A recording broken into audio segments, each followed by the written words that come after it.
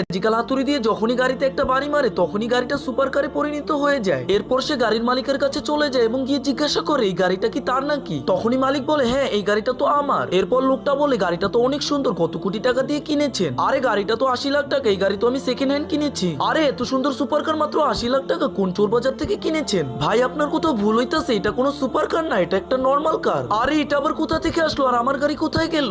কি বলতেছেন, এটা আপনার গাড়ি না, এটা তাহলে কার গাড়ি? আরে আমার গাড়ি তো এখানেই ছিল কিন্তু কোথায় গেল? আরে টেনশন করবেন না, সামনে একটা পুলিশ স্টেশন আছে, ওখানে গিয়ে জিটি করান। এরপর ওই লোকটি তাড়াতাড়ি করে পুলিশকে নিয়ে আসে এবং সবকিছু খুলে বলে। তখন পুলিশ জিজ্ঞাসা করে তাহলে এই গাড়িটা কার? তখনই এই মৌলবী সাহেব আসে এবং বলে এই গাড়িটা আমার। গাড়ির মালিক এবং পুলিশ যখনই এখান থেকে চলে যাইতেছিল তখনই একটা গাড়ির উপরে বল পড়ে, তখন গাড়িটা পুরো আগের মতো হওয়া শুরু করে। তার আগে একদিকে ম্যাঙ্গো জুস আর একদিকে করলার জুস, তুমি কোনটা নেবে? তুমিও যদি আমার মতো ম্যাঙ্গো জুস নিতে চাও তাহলে ভিডিওটিতে লাইক করে চ্যানেলটি সাবস্ক্রাইব করে দাও। ভিডিও লাইক করে চ্যানেলটি সাবস্ক্রাইব করে শেয়ার বাটনে ক্লিক করে ধরে রাখলেই এই ম্যাজিকটি হবে। একবার না হলে দুইবার ট্রাই করো। গাড়িটাকে আগের মতো হতে দেখে পুলিশ আর ওই মালিকটা তাড়াতাড়ি করে গাড়ির সামনে চলে আসে। গাড়ির মালিক এবং পুলিশ মৌলবীকে সন্দেহ করে ধরে ফেলে কিন্তু আসল চোর পিছন দিয়ে পালিয়ে